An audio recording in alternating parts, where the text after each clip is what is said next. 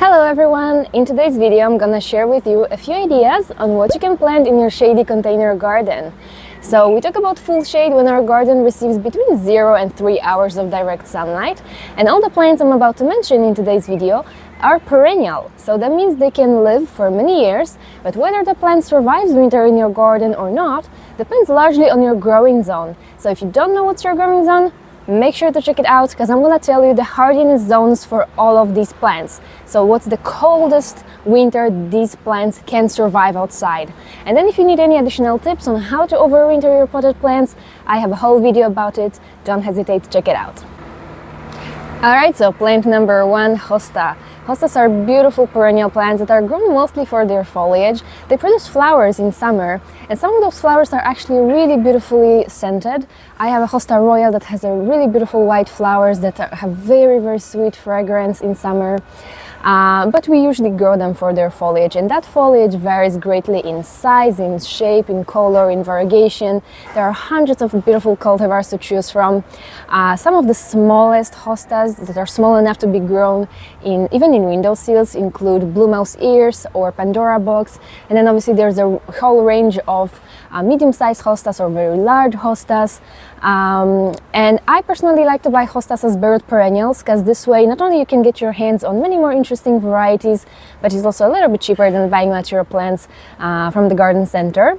And then once you plant your hostas, once you grow them for a couple of years, they become a little bit more established, more mature. It's a good idea to divide your hostas every couple of years, because they grow pretty rapidly and they multiply pretty rapidly. So it's a good idea to take them out of your pots, pull them apart, pull those sections apart, divide those plants to prevent them from being overcrowded. And this obviously gives you the opportunity to have more hostas to either for your garden or to share with your friends and family. Hostas are very winter hardy. They are hardy down to zone 3, but obviously the foliage dies back to the ground level in the fall, and then they come back again in the spring. Number 2 are hellebores. Hellebores are a must-have in any shady garden because they bloom between winter and early spring, providing a pop of color and texture when there's not much else to look at in the garden. And being one of the first flowers to bloom in the spring, they also provide food for pollinators. So for that reason alone, it's a good idea to plant a couple of hellebores in your garden. Some, like Hellebores niger, they bloom early in the season around Christmas time, and they produce beautiful white flowers.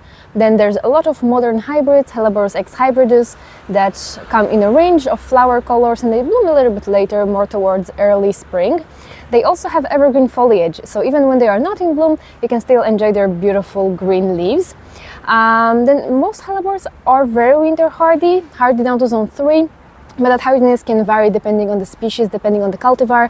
Those hybrids, they tend to be a little bit less winter hardy, usually towards zone 5, zone 6. So just make sure that you check the exact cultivar or the exact species you're interested in and see if they are compatible with your growing zone.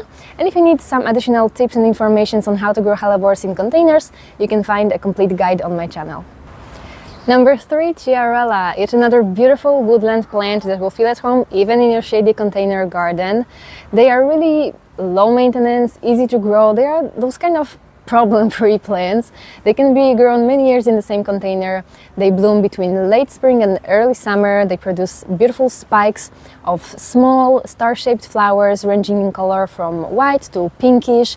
They attract pollinators, bees and butterflies. So if you have a shady garden and you are searching for some pollinator-friendly plants, or you want to attract more pollinators to your shady garden, then Chiarella is definitely a must-have. Many lovely cultivars to choose from, but I think the most popular one is Pink Skyrocket.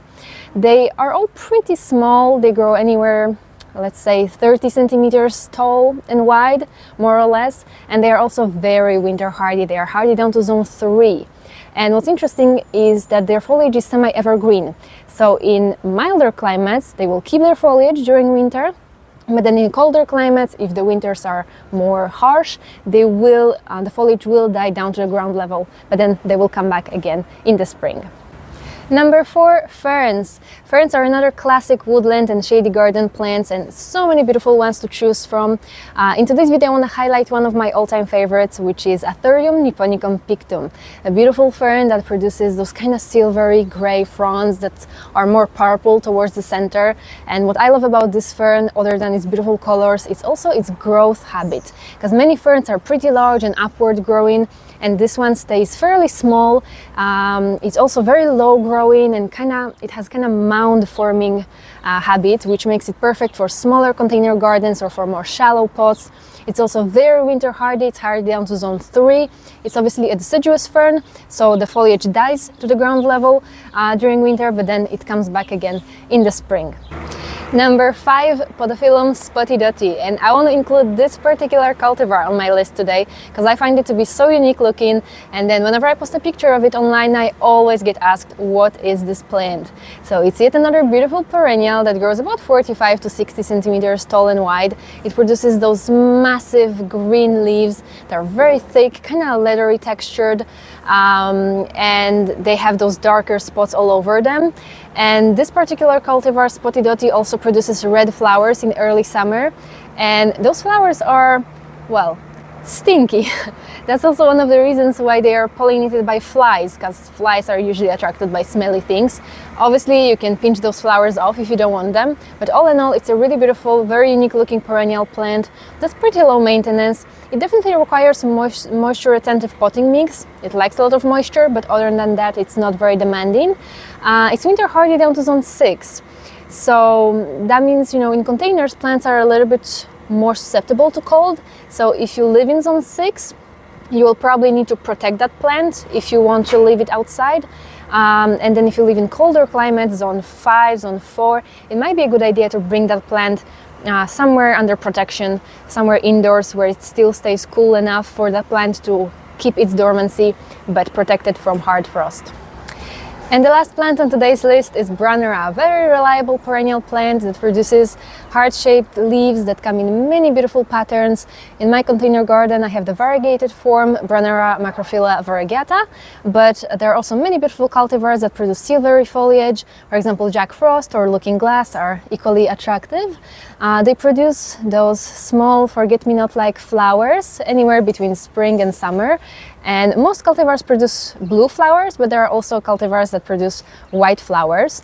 And Brunneras are generally easy to grow and low maintenance, given that you provide the right conditions. So they are best grown in partial shade or in full shade, and they need the soil to be moisture retentive. They don't like the soil to be dry, but at the same time, if you plant them in too heavy soil that holds on to too much water, they will rot. So you need to find a good balance, and you need a potting mix that's moisture retentive but also well draining.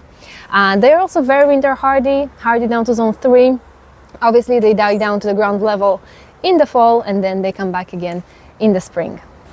Okay, so here are my top 6 perennials for shady container gardens. One last information I would like to include is what size of container you should pick for all of those plants. So obviously that depends on several things, whether you start with bare roots or you start with a large, mature, already established plant. But generally speaking, for those smaller perennials that are about 30 centimeters tall and wide, I would opt for a container that's about 20 to 25 centimeters tall and wide. And then for those larger perennials like hostas, ferns or podophyllum, I would choose a slightly larger container that's about 25 to 30 centimeters tall and wide. And obviously, as the plants grow, as they mature, you may need to increase the size of the container, or you may need to pop them out, divide them, and pot them into smaller individual pots. So I hope that you found some interesting ideas in today's video. If you found it helpful, I would appreciate if you could give it a thumbs up, and please consider subscribing to my channel for more container gardening content. Happy gardening!